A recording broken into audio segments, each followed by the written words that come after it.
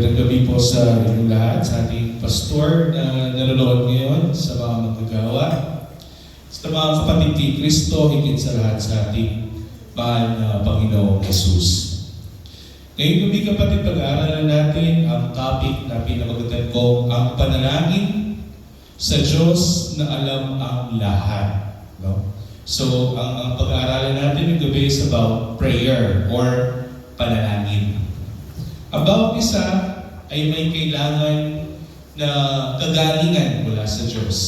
Mapa ito'y simpleng sakit lang ng ubo o sipon, o ito'y napakagrabing sakit kamukha ng cancer. Lahat ng yan, idinudulog natin sa Diyos, sa may kapal, sa Diyos na naglikha sa atin. Bakit? Sapagkat sa danan atin, hindi natin ito kayang lunasan. Tanging ang Diyos lamang ang makakapagpigay lunas sa ating mga sakit at sa ating mga karamdaman. At ganoon din kung meron tayong pinagdadaan ng mga problema at mga pagsubok sa buhay, idinudulog din natin ito sa Diyos. Tayo ay nanalangin ng taimtim sa Diyos, tayo ay lumuluhod sa harapan ng Diyos, kahit tayo nakahiga, kahit tayo nakaupo, kahit tayo ay nasa banyo, o kahit saan man, ipipikit lang natin ang ating mata at dinudulog natin lahat ng ating pangangailangan sa Diyos. Amen po ba? Ito ang panalangin. So, ngayong gabi pag-aaralan natin ang panalangin. Sinend ko sa messenger. At yun din yung pag-aaralan din natin, kapatid, as time goes by, I will answer a few questions. Yung question na kung Diyos ay soberano o kung ang Diyos ay may control sa lahat ng bagay at alam niya ang lahat ng bagay, bakit pa tayo kailangan manalangin? Diba? Yun yung mga tanong eh. Kung ang Diyos, alam na niya kung ano yung idadalangin mo sa Kanya. Kasi sabi sa Biblia, alam na ng Diyos ang itutulog mo sa Kanya bago mo pa ito idalangin sa Kanya. So, bakit pa tayo kailangan manalangin kung alam na rin naman ng Diyos kung ano yung itutulog natin sa Kanya? Ngayon yung sasagutin din natin ngayong gabi na ito. No? Ang pabagat ng ating pag-aaral ngayong gabi is panalangin sa Diyos na alam ang lahat.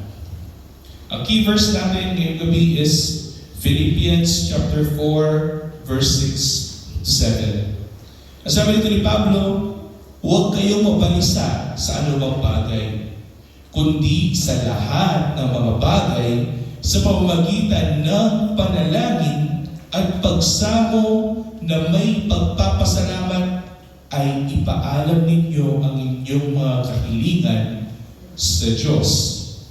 At ang kapayapaan ng Diyos na hindi maabot ng pag-iisip, ang mag-iingat ng inyong mga puso at mga pag-iisip kay Kristo Jesus.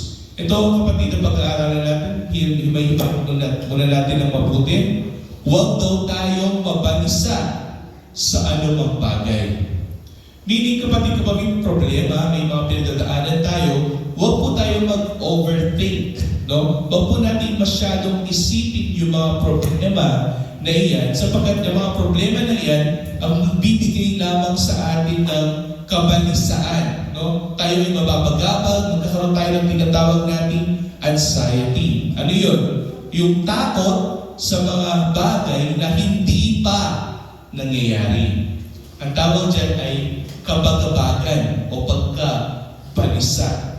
Kaya sabi ni Pablo, huwag daw tayong mabalisa sa anumang bagay sa ating buhay, kundi sa lahat ng bagay bilang mga Kristiyano, tayo ay manalangin at magsamo ng may pasasalamat sa Diyos.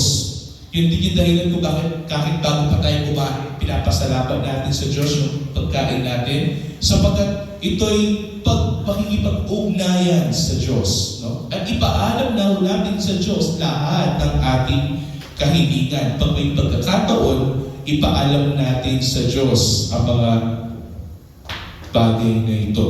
No? Kaya ngayong gabi, atin pong sagutin ang tanong na ito. Kung ang Diyos ay soberano o kung ang Diyos ay may control sa lahat ng bagay at alam na niya ang lahat ng bagay, alam niya kung ano yung itutulog mo sa Kanya bago ka pa manalangin, bakit pa tayo kailangang manalangin? Diba? Yun yung tanong. Isa pang tanong, kung alam na ng Diyos ang ating mga pangangailangan bago pa natin sabihin, at kung nakatakda na ang kanyang mga plano, may halaga pa ba ang ating panalangin? Yun yung pag-aaralan natin ngayong gabi na ito. No? Pero ito yung unang mong tandaan. Ang panalangin ay mahalaga dahil ang Diyos ay may control sa lahat. Meaning, ang dahilan kung bakit tayo dumadalangin sa Diyos at nananalangin sa Diyos, kasi alam natin na may control siya sa lahat ng bagay. Na walang imposible sa Kanya. Amen po ba? Diba? Kahit cancer pa yan, kung itutulog natin sa Diyos at loloobin ng Diyos, pagagalingin tayo ng Diyos. So, ito'y malinaw. Ang panalangin ay mahalaga dahil ang Diyos ay may control sa lahat. Ito pa yung isang puntos. Ang Diyos ang nagtakda hindi lamang ng mga mangyayari, kundi pati na rin ang ng mga paraan kung paano yun mangyayari sa buhay natin. So kapag naitakda ng Diyos na let's say si Sister Casey ay gagaling sa takdang panahon, mangyayari ito, pati yung kaparaanan na mangyayari yung itinakdang paggaling ni Sister Casey ay ang Diyos pa rin ang may control niya. Kung ano man yung nangyayari sa buhay natin, ang Diyos ay may control sa lahat ng mga yan. At alam niyo po ba na isa sa mga paraan na ginagamit ng Diyos upang isagawa ang kanyang kalooban ay ang panalangin ng kanyang mga anak.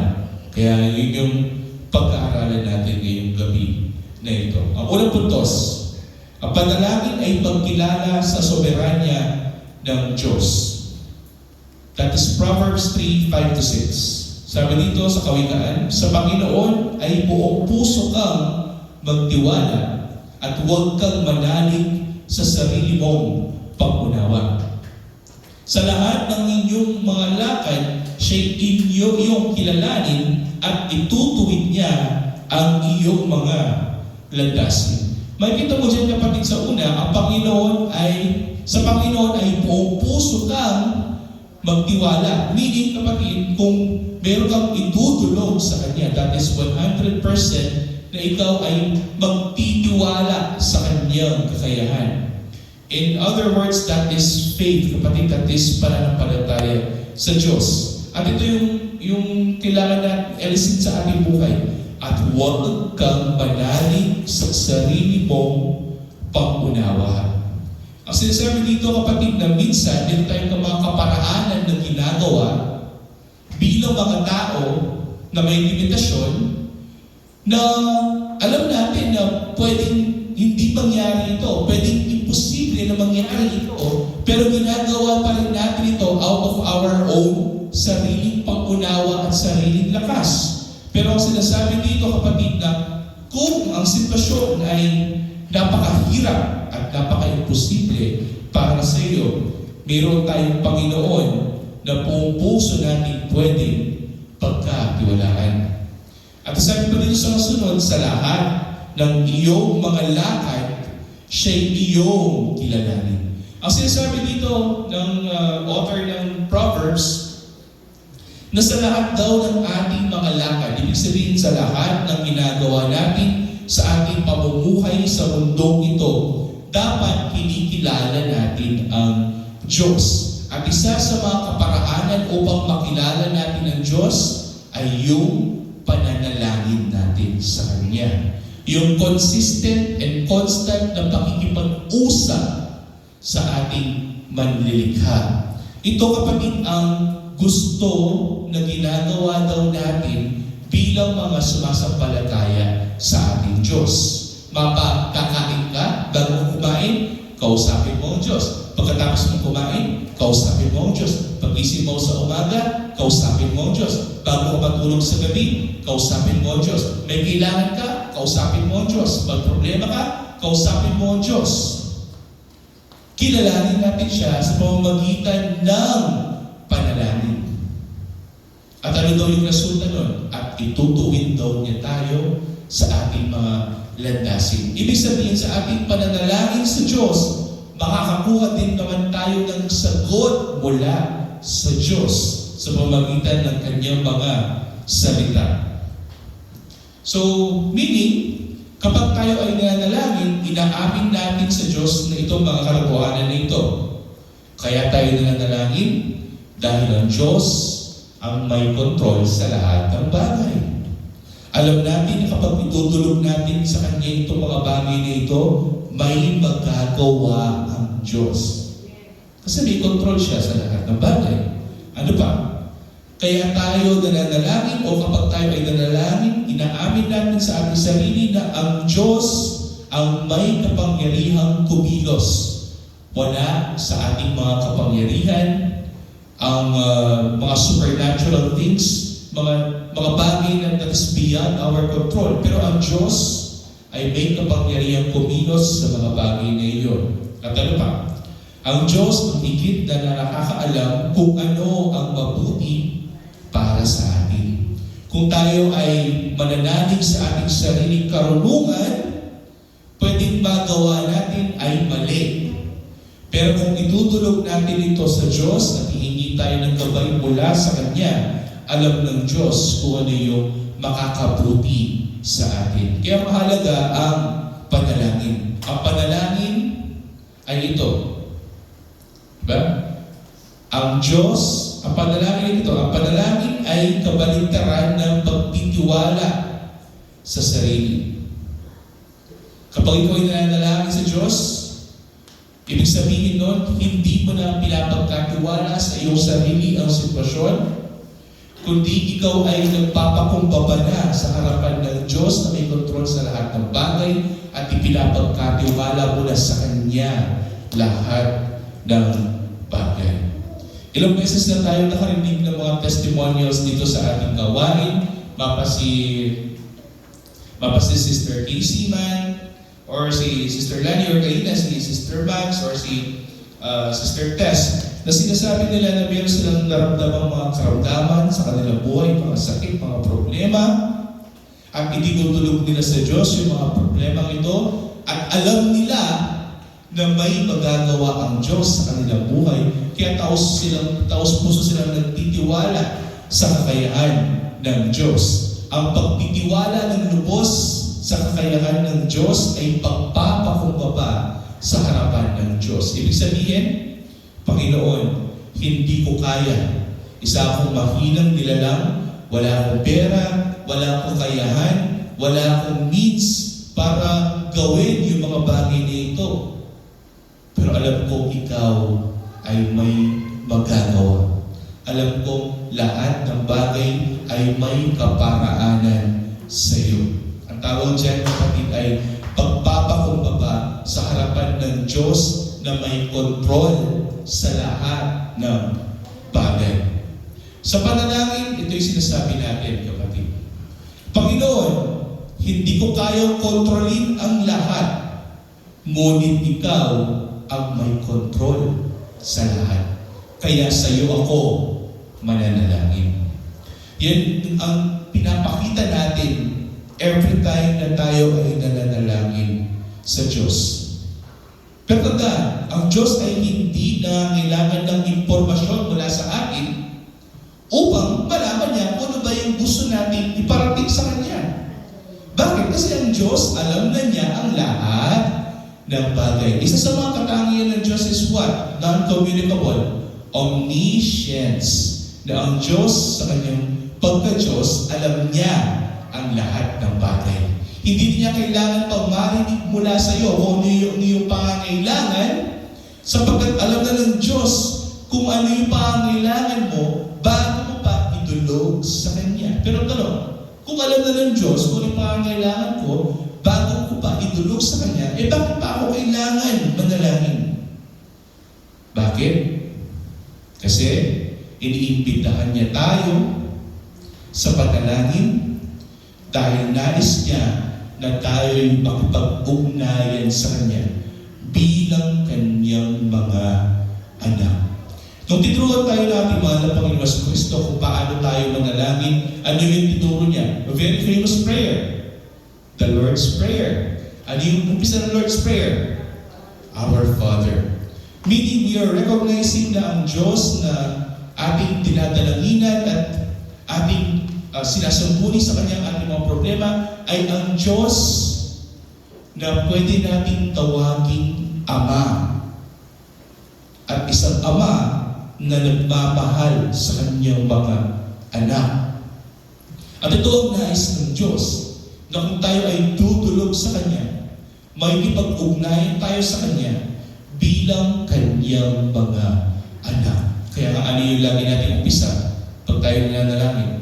Father, Ama, O Diyos, narito ako ngayon sa iyong harapan, nanghihina, nawawalan ng gana, parang malapit ng subuko sa mga problema at mga pagsubok. Pero alam kong ikaw ang Diyos na makapangyarihan, walang imposible sa iyo, ikaw ang Diyos na may kontrol sa lahat ng bagay. Gabayan mo ako, O Ama. Palakasin mo ako, O Ama. Sa mga bagay na hindi ko kaya, ikaw ang magiging kalakasan ko. Ganyan ang pananalangin, sapagkat naniniwala tayo na ang Diyos na ating dinadalanginan ay Diyos na mayroong kontrol sa lahat ng bagay. Amen po ba? That is the first point. Ang pangalawang puntos, itinalaga ng Diyos ang panalangin bilang paraan ng pagtupad ng Kanyang kalooban. Iniutos ito ng Diyos sa atin. Kaya natin ginagawa na tayo ay nananalangin, bagamat alam na ng Diyos kung ano yung dadalangin sa Kanya, pero inutusan pa rin tayo manalangin sapagkat nais ng Diyos na ginagawa natin ang Kanyang kalooban sa ating buhay. At iniutos niya ito na tayo ay manalangin lagi sa Kanya upang tayo ay laging makipag-ugnayan sa Kanya. Upang tayo ay mas mapalapit sa Kanya. Isa sa mga magandang halimbawa ay itong James chapter 5 verse 16. Ang sinasabi dito ni Apostle James, ni Santiago, na kung may sakit sa atin, italangin natin sila. Kung mayroon mga nagkakaroon ng problema, ng mga pagsubok, italangin natin sa Diyos. Kung mayroon mga problema sa ating mga kapatid, mayroon pagsubok, ipasuliranin, idulog natin kay pastor, idulog natin sa ating mga elders, at sama-sama natin italangin sa Diyos. Bakit ito mahalaga? Sapagkat ang pananalangin natin sa Diyos ay may kapangyarihan at ito daw ay mabisa. Basahin natin kapatid sa James chapter 5 verse 16. Sabi nito, kaya ipahayag ninyo sa isa't isa, sabi ni Santiago, ang inyong mga kasalanan. Meaning this is confession. Ipapahayag mo sa iyong kapatid na ikaw ay nagkasala, i-confess mo sa kanya na ikaw ay nagkasala ka sa kanya, nagkasala ka sa iyong asawa, nagkasala ka sa iyong mga kaibigan, kahit sinong tao. Kung ikaw ay nagkasala, i-confess mo sa kanila. At ano yung kasunod doon?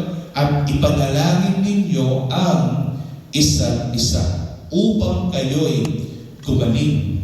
Ang sinasabi dito kapatid na kung tayo man ay may mga dinadaanan kahit ano pa yan, kasalanan, sakit, karamdaman, problema, pagsubok, manalangin tayo ng sama-sama at idalangin natin ang isa't isa. Ipapanalangin ko si Brother Alvin at si Brother Alvin ipapanalangin niya ako. Same, vice versa. Tayo lahat magdalanginan para sa isa't isa upang kayo'y gumaling. Sabi dito ni Santiago, ang panalangin ng taong matuwid ay makapangyarihan at mabisa. Ang sabi dito na ang taong na kay Kristo, ang taong matuwid, kung mananalangin pa siya sa Ama sa langit, ito'y mayroong kapangyarihan at ito'y mabisa. Hindi ibig sabihin dyan, kapatid, that is 100% na mangyayari sa buhay mo. Pero, kung mananalangin ka sa Ama at kung ikaw ay na kay Kristo, ora mismo alam natin, titinggin tayo ng ating Ama sa langit. At ito daw ay mabisa na panalangin. Sa karunungan ng Diyos, pinili ng Diyos na gamitin ang panalangin ng kanyang bayan, kanyang mga anak, upang isakatuparan ang kanyang mga plano. Alam na ng Diyos kung ano yung gagawin niya, di ba? Alam na ng Diyos na guguho ang templo ng Israel. Diba? Alam na ng Diyos kung ano yung mangyayari sa mundong ito, pero hinayaan niya mangyari ito. Alam na ng Diyos kung ano yung problema mo bukas, pero hinayaan niya na mangyari ito. Bakit? Kasi alam niya, bukas, kung magkakaroon ka ng problema, ang gagawin mo ay mananalangin sa Kanya. So alam na ng Diyos ang inyong mga hinahingan, yung mga problema, ang inyong mga pagsubok, at alam din naman ng Diyos na ikaw ay mananalangin sa Kanya kapag naranasan mo yung mga problema at mga pagsubok na iyan. Mga halimbawa sa Biblia, nanalangin si Elias at dumating ang ulan. Matagal lang walang ulan. Pero nung nanalangin si Elias, doon umulan. Ibig bang sabihin si Elias ay magaling kaysa sa ibang mga tao na nanalangin? No. Yun yung kaparaanan na ginamit ng Diyos sa pamamagitan ng panalangin ni Elias. Doon niya ibinigay kung ano yung pangangailangan ng kanyang bayan. So gumagamit siya ng panalangin upang ibigay ang pangangailangan ng kanyang bayan. Pangalawa, nanalangin ang iglesia at napalaya ang mga bilanggo. No? Nung nabilanggo si Paul, si Pablo, ilang beses siyang itinadalangin para siya makalaya. At nakakalaya naman siya. Pero naibabalik din naman siya sa pinagbuwan. Pero ano yung lesson doon? Kapag itinalangin na siya makalaya, nakakalaya siya.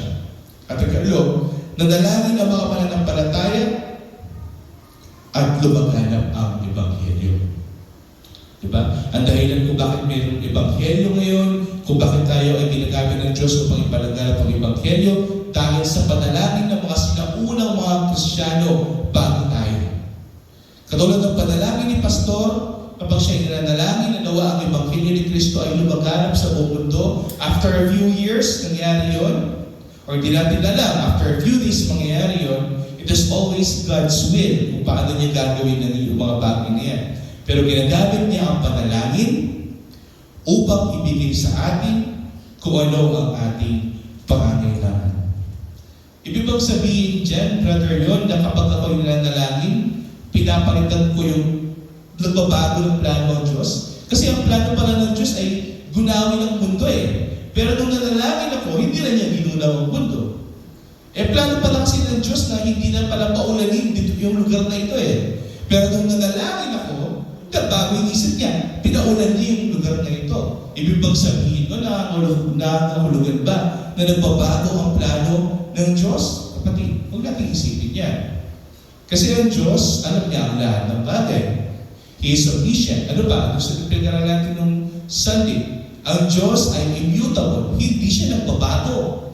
Kung hindi siya nagbabago, hindi na siya nagbabago ng isip. Hindi siya nagsisisi. Hindi siya nagre-renew ng mind. So ano yung perspective dyan? Isipin natin ganito. Hindi nangangahulugan na nagbabago ang plano ng Diyos. Sa halip, ang panalangin ay bahagi ng kanyang plano mula pa sa simula. Sasabihin niya sa atin, ang plano niya ganito. Sasabihin niya, gagawin kong tagtuyot itong lugar na ito. Pero alam niya na mananalangin ka. Kasi alam ng Diyos lahat ng bagay. So, nung nanalangin ka, binago niya yung plano niya na pagtagtuyot, ginawa niyang tag-ulan. Nagbago nga yung pangyayari, pero nakaplano na yan mula sa umpisa hanggang sa ikaw ay manalangin, hanggang sa baguhin niya yung kanyang plano. Ibig sabihin, ang plano ng Diyos, lahat ng bagay, kinagamit niya ang panalangin upang maipakita sa atin na mayroong importansya ang pananalangin natin sa Kanya. Kahit alam natin na alam na niya kung itutulog natin sa Kanya, mahalaga pa rin ang panalangin sa Kanya. What is the bottom line? Ibig sabihin nun, kaya tayo inutusan upang manalangin, upang may pakita natin na ang Diyos ay may kontrol sa lahat ng bagay. Ibig sabihin ng ating panalangin ay hindi walang kabuluhan, kundi ginagamit ito ng Diyos bilang kasangkapan sa Kanyang gawain, upang maipakita ng Diyos ang Kanyang kapangyarihan sa pamamagitan ng panalangin. Sabi ko nga every time, kapag nanalangin ka, for instance, minsan narinig ko ito kay Pastor lagi, doon sa dati niyang pinanggalingang church, na mayroon daw nag-fasting ng 40 days and 40 nights. No? Tapos, nung bata pa ako, idinalangin ako ng tao na yun na nag-fasting ng 40 days and 40 nights. Nung idinalangin niya ako, nawala yung sakit ko. Diba? Ang problema ay dito, sino natandaan? Doon sa oras na yun. Yung miracle ba? Yung bang hibalang ginawa ng Diyos na kaparaanan sa pamamagitan ng panalangin ng tao na yun? O yung tao na yun na nag-fasting at nanalangin? Yung tao yung naaalala. Yung ginawa ng tao yung naaalala. Bakit? Kasi dahil nakatuon tayo doon sa gawa ng tao na iyon. Hindi natin alam na ginamit lang ng kasangkapan ng Diyos yung tao na iyon upang pagalingin ka. At kung naiintindihan mo yung way, yung kaparaanan ng Diyos paano niya ginagamit ang panalangin sa buhay ng tao, kapag every time na may dumadalangin para sa iyo at pinagaling ka, hindi ka pinagaling ni pastor at hindi ka pinagaling ng ating mga kapatiran, kundi ang nagpagaling sa iyo ay ang Diyos na siya may control sa lahat ng bagay. Ginamit lamang niya ang panalangin na ni pastor para sa iyo upang malaman mo sa iyong buhay na ang mga tao na kay Kristo, ang kanilang panalangin ay may kapangyarihan at mayroong halaga para sa Kanya. Pangatlo, binabago ng panalangin ang ating mga puso. 1 John 5:14. Ito ang ating kapanatagan sa Kanya, na kung tayo humingi ng anumang bagay na ayon sa Kanyang kalooban, tayo'y papakinggan niya. Makikita mo dito, kapatid, ng sabi ni Juan, ito yung kapanatagan natin bilang mga Kristyano, na kung tayo man ay hihingi ng anumang bagay, kung ito'y ayon sa kalooban ng Diyos, ibibigay niya ito sa atin. Kung meron kang hinihingi na kung ano man yan, material, physical, pinansyal, o mas lalong higit na espiritual, ito mga bagay na ito, kung kalooban man ng Diyos na hinihingi mo sa Kanya yung mga bagay nito, at kalooban niya na ibibigay niya sa iyo, ibibigay niya ito sa iyo. E paano hindi niya ibibigay? Magtatampo ka ba sa Diyos? Tandaan, ang Diyos, kaya niya ginamit ang panalangin bilang kaparaanan upang makipag-ugnayan sa Kanya, upang baguhin niya ang disposisyon ng ating mga puso.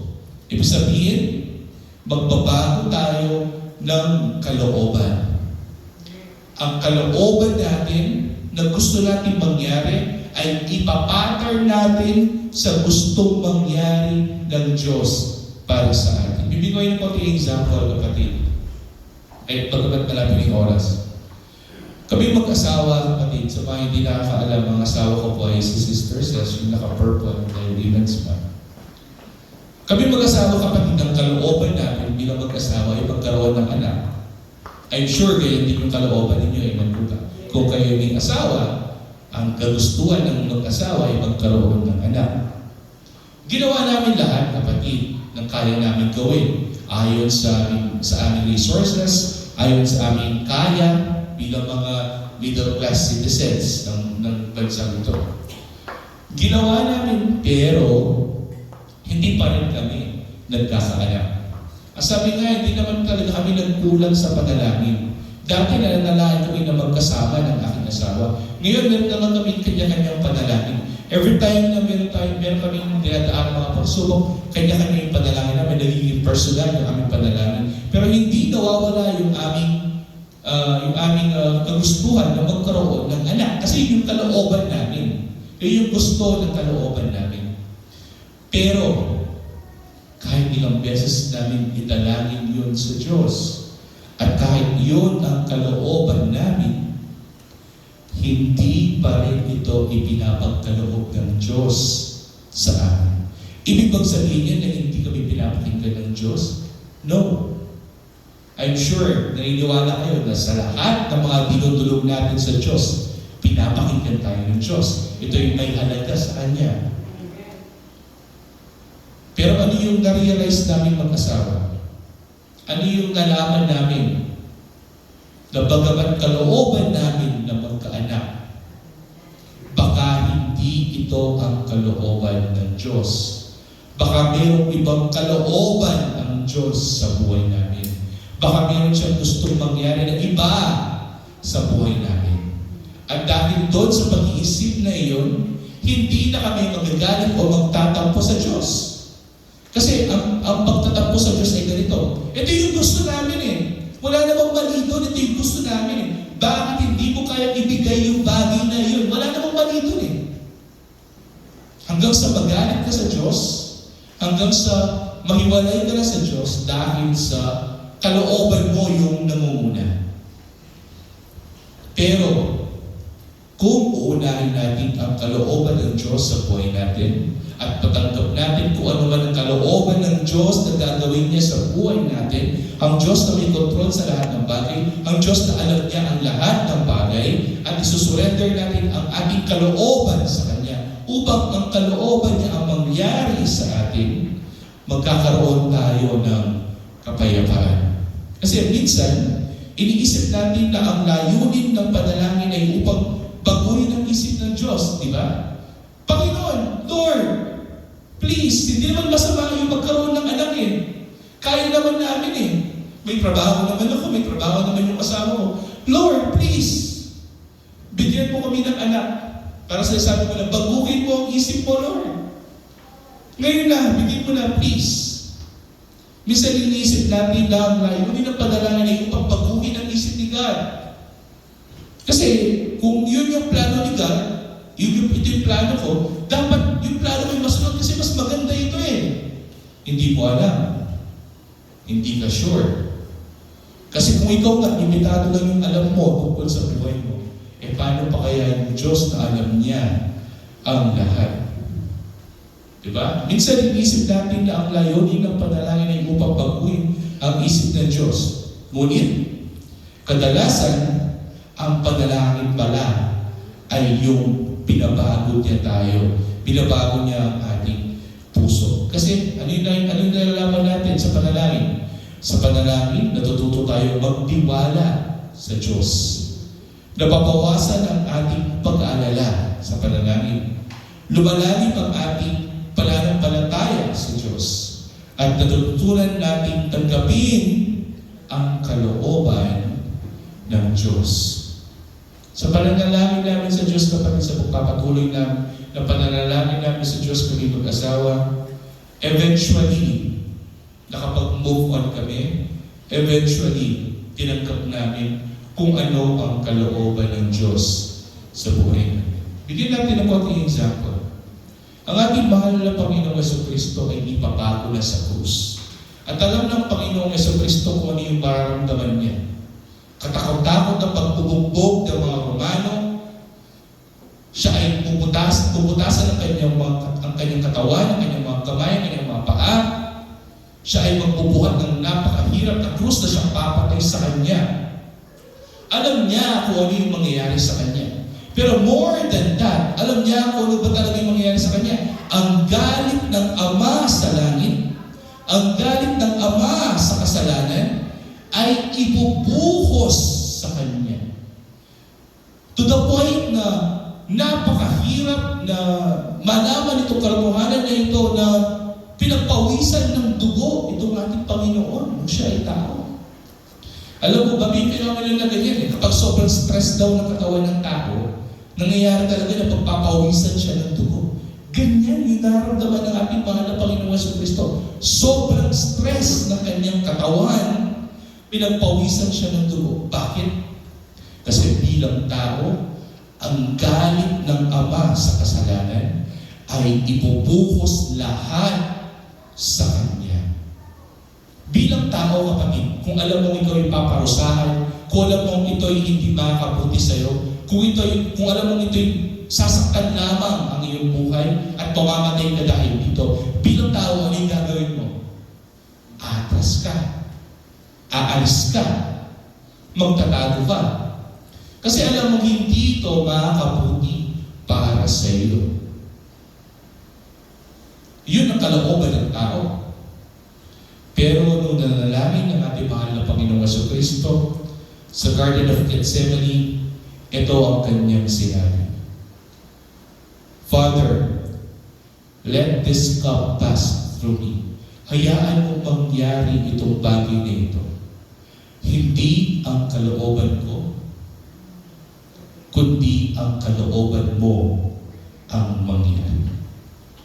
Ang kalooban ng Ama sa langit ay ang kanyang anak mismo ang umakay at kumuha ang siyang tumubos sa ating mga kasalanan sa krus ng Kalbaryo. At ginawa ito ng Panginoon. Sumunod siya sa kalooban ng Diyos. No? Kung ang Panginoon kaya niyong sumunod, isunod ang kanyang kalooban sa kalooban ng Ama sa langit. Kaya din naman natin yan, kapatid. Yan ang tunay na diwa ng panalangin. Ang tunay na diwa ng panalangin ay isuko mo sa Diyos kung ano man ang iyong kalooban at hayaan mo ang kalooban ng Diyos ang mangyari sa inyong buhay. Babalik tayo sa Lord's Prayer. Ano sabi sa Lord's Prayer? Our Father, who art in heaven, acknowledging that the Father is in heaven. Hallowed be or holy be your name. Ang unang panalangin natin sa Diyos, nawa ang kanyang pangalan ay maging banal sa atin. Ano yung pasunod? Thy kingdom come and thy will be done. Na idinudulog natin sa ating buhay ng kanyang kaharian ay dumating na at kung ano man ang kanyang kalooban sa ating buhay, ito ang mangyari sa ating buhay. Hindi ng ating sariling kalooban, kundi kung ano man ang kalooban ng ating Ama sa langit ang siyang mangyari sa ating buhay. At panghuli, ang panalangin ay nagbibigay sa atin ng kapayapaan. Kapatid, ang isa sa mga dahilan kung bakit tayo ay nag-aalala ay dahil sinusubukan natin kontrolin ang mga bagay na hindi natin kayang kontrolin. Sabi ko kanina, isa sa mga nabibigay sa atin ng kabagabagan ay kapag ikaw ay control freak. Pag sinabi control freak, kapatid, gusto mo, may control ka sa lahat ng bagay. Sa buhay mo, sa buhay ng ibang tao, sa bahay mo, sa mga pag-aari mo. Gusto mo, ikaw lahat ang may control. Kasi kapag hindi mo sila nakokontrol, pag hindi mo nakokontrol yung mga bagay na nangyayari sa'yo, nagkakaroon ka ng tinatawag natin pagkabalisa o anxiety or kabagabagan. Kasi hindi mo sila nakokontrol. Meron ka na ngayon papasok mo, what if? Paano kung? Kasi wala na siya sa control mo eh. For instance, isa sa mga famous na is ganito. Ang asawang babae, hinayaan niyang magbiyahe yung asawa niyang lalaki. Kaso alam niya yung asawa niyang lalaki ay puyat. Diba?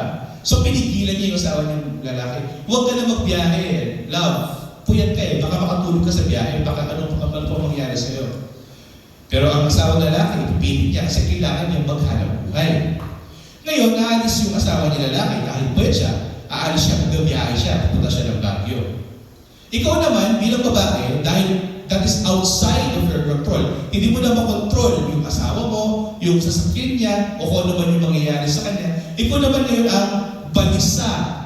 Masyadong nag-aalala. Nagkakaroon ka ng kabagabagan. Meron ka ng what if. What if na-accident siya? What if nakatulog siya? What if may nangyari sa kanya hindi maganda? Nawawalan ka na ng kapayapaan sa buhay mo. To the point na yun yung nangyayari kung bakit natutuliro yung mga ibang asawa. Minsan lalabas lang si Mister, akala nila nagbababae na siya. hindi nila alam na nag-aaral buhay pala si Esther. Bakit? Kasi nagkakaroon na sila ng kabag-kabagan. Diba?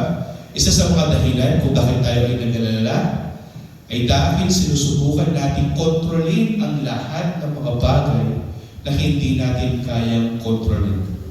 Ngunit ang panalangin ay paalala. Ipaalala na ang Diyos ang may hawak ng lahat ng bagay. Na kapag inilapit natin sa Diyos ang ating mga alalahanin, ilalagay natin ang ating mga problema sa mga kamay ng Diyos na makapangyarihan at maalam sa lahat.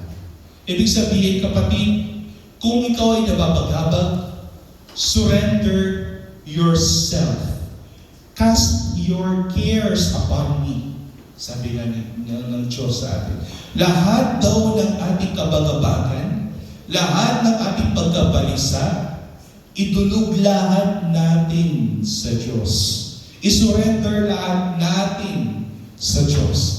Cast all your cares, sabi nga ng ating Panginoon, sa Kanya. At magtiwala sa kamay ng Diyos na makapangyarihan at alam niya ang lahat ng bagay. At ang pangako ng Diyos kung gagawin mo ito ay magkakaroon ka ng kapayapaan.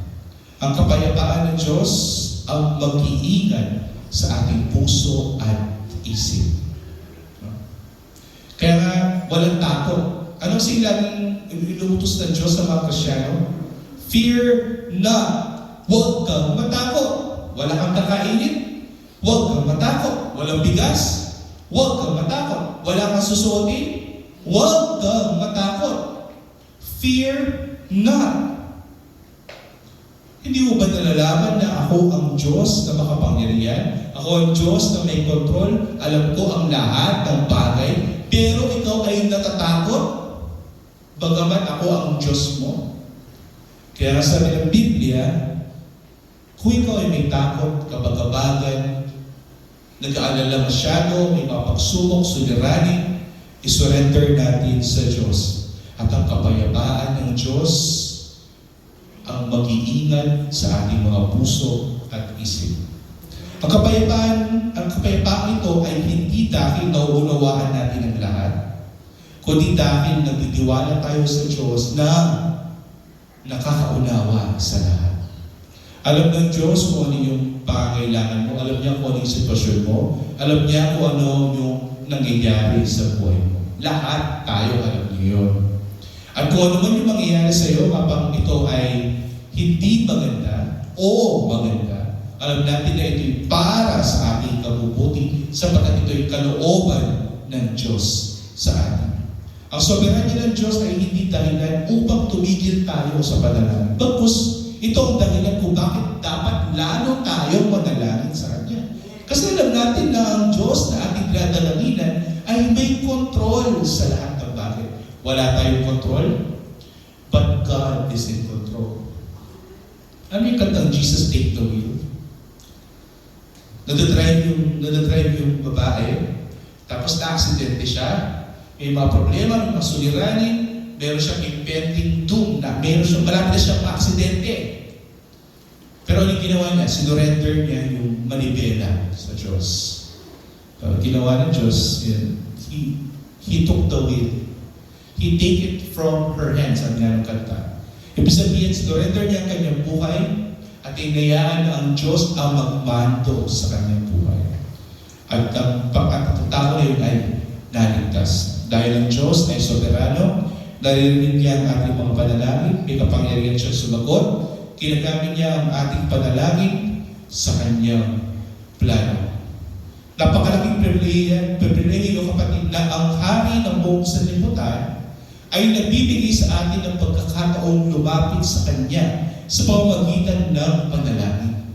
Kung inutusan tayo manalangin tayo. Bago kumain, manalangin. After kumain, manalangin. Gawin natin ito. Sapagkat ito ay pribilehiyo na nagagawa natin ng kalooban ng Diyos sa buhay natin. Sa pamamagitan ng pagkikipag-ugnayan sa Kanya. At sa bawat panalangin naway maalala natin na ang Diyos na ating nilalapitan ay ano? Isang Diyos na soberano, may kapamalaan sa lahat ng bagay, may control sa lahat ng bagay, makapangyarihan Diyos, walang imposible sa Kanya. He's omnipotent at tapat na Diyos. Isang Diyos na tapat sa atin. Bagaman tayo nagkakasala, hindi niya tayo iiwan. Bagaman tayo ay natitisod, hindi niya tayo iiwan. At kung tayo man ay magkakaroon ng mga problema, ng mga pagsubok, makakaasa tayo sa Diyos na kung noon nga tayo ay makasalanan, hindi niya tayo iniwan. Ngayon pa kaya na tayo ay na kay Kristo na at anak na niya, mas lalong hindi na tayo iiwan magpakailanman. Ito ang kaligtasan na ipinapahayag sa atin ng Diyos na naway pinabigay ng kalakasan sa bawat isa ngayong gabi na ito. Tayo manalangin. Ama, maraming salamat sa mga salita mo. Maraming salamat o Diyos na kami ay tinuruan mo manalangin at pakipag-ugnayan sa iyo. Pinagkakatiwala namin sa iyo ngayon o Diyos sa aming buhay. Ang aming mga problema, ang aming mga pagsubok ay isusurrender po namin sa iyo ngayong gabi na ito o Diyos. Lahat ng aming kabagabagan, lahat ng aming cares, lahat ng aming anxiety, lahat ng aming mga iniisip na napapabigat sa aming buhay, na nabibigay sa amin ng problema, ng kabigatan, ng kadiliman sa aming buhay. Lahat ng ito ay aming isinusuko ngayong gabi sa iyo, O Diyos. Ngayon na kami ay walang magagawa, O Diyos, hayaan mo na iyong mga kamay ang kumontrol sa amin. Hayaan mo na iyong kalooban ang mangyari sa amin. At hayaan mo na iyong biyaya at kahabagan ay manatili sa bawat isa na narito. Naway ang kanilang kahilingan at kagalingan ng kanilang karamdaman. Naway ang kanilang kahilingan at kalutasan sa kanilang mga problema. Naway ang kahilingan na sa kanilang panghihina ay sa mapalakas o Diyos ay may bigay sa bawat isa na narito upang maipakita mo ang iyong kapangyarihan sa kanila at upang ang kalooban mo ay mangyari sa kanila tulad ng ginawa mo sa bawat isa sa amin sa pagliligtas mo, O Diyos, sa krus ng Kalbaryo. Lahat ng ito ay ang isang dalangin sa mga pangalan ni Jesus.